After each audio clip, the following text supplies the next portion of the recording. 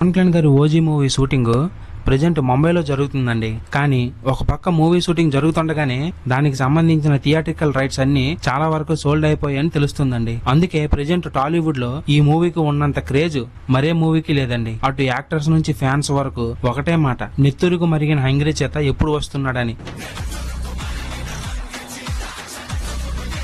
And ఈ movie నుంచి release అయింది ఒక్క టీజరే అయినా దాని ఇంపాక్ట్ మాత్రం వేరే లెవెల్ అండి. అందుకే ఓజీ మూవీ థియేట్రికల్ బిజినెస్ మామూలుగా జరగడం లేదు. సోల్డ్ అయిన ప్రతి ఏరియాలోనూ రికార్డ్స్ పెడుతూ పోతుంది.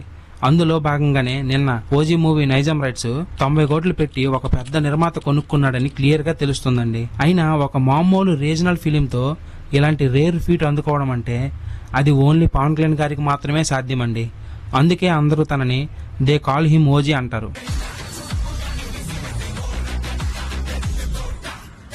ఈ మూవీని ఈ సెప్టెంబర్ 25న గ్రాండ్ గా రిలీజ్ చేస్తామని అనౌన్స్ చేశారు మూవీ మేకర్స్. అండ్ ఈ మూవీ రిలీజ్ అవుతుందంటే మరే మూవీ కూడా దరిదాపుల్లో ఉండదండి. ఎందుకంటే కనీసం డిపాజిట్లు కూడా రావు ఆ మూవీస్ కి, వాళ్ళకి తెలుసు ఆ విషయం.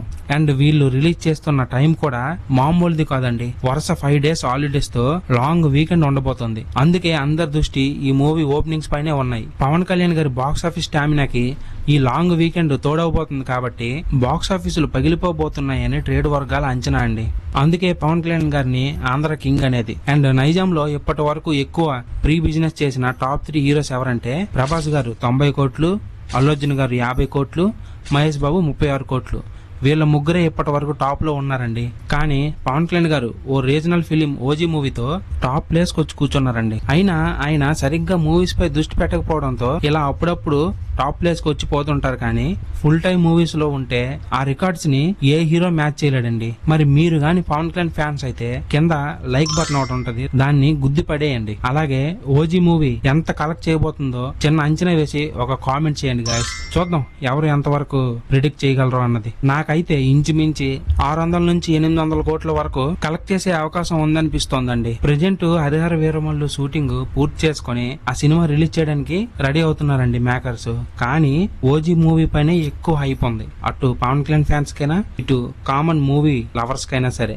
అలాంటి రేంజ్ ని ఓన్లీ ఒక టీజర్ తో సంపాదించుకున్నారంటే అది మామూలు విషయం కాదు. అందుకే పవన్ కళ్యాణ్ గారికి తగ్గట్టు ఒక మూవీ పడిందంటే దాని రికార్డ్స్ కొట్టడం మరే హీరో కూడా సాధ్యం కాదండి. దాన్ని ఎన్నోసార్లు పవన్ గారు నిరూపించారు. బట్ ఆయన ఎంచుకున్న రూటు మారిపోవడంతో ఇలా మనం 2 విధాలుగా మాట్లాడుకోవాల్సి వస్తుంది. లేదంటే తన ఫ్లాప్ మూవీసే ఇండస్ట్రీ ఇటు కొట్టిన మూవీస్ తో సమానం. అలాంటి కలెక్షన్స్ వస్తాయి పవన్ గారి మూవీస్ కి. అందుకే బయర్స్ కూడా చాలా ఆసక్తి చూపిస్తారండి తన మూవీస్ కొనుక్కోవడానికి. ప్రజెంట్ హరిహర వీరమల్లుకి పెద్ద హైప్ లేదని బయర్స్ రావట్లేదని తెలిసింది. కానీ తీసుకున్న వాళ్ళకు మాత్రం బంగారు పంట పండపోతుందని క్లియర్ గా తెలుస్తోంది. ఎందుకంటే పవన్ గారి మూవీ వచ్చి ఇంచుమించు 2 years అవుతుంది, మళ్ళీ ఇప్పటి వరకు రాలేదు. దాన్ని బట్టి చూస్తే మూవీకి ఒక చిన్న పాజిటివ్ టాక్ పడితే చాలు బ్రేక్ ఈవెన్ అవ్వడానికి. అందుకే హరిహర వీరమల్లు ప్రొడ్యూసర్ ఏఎం రత్నం గారు కూడా చాలా ధీమాగా ఉన్నారండి.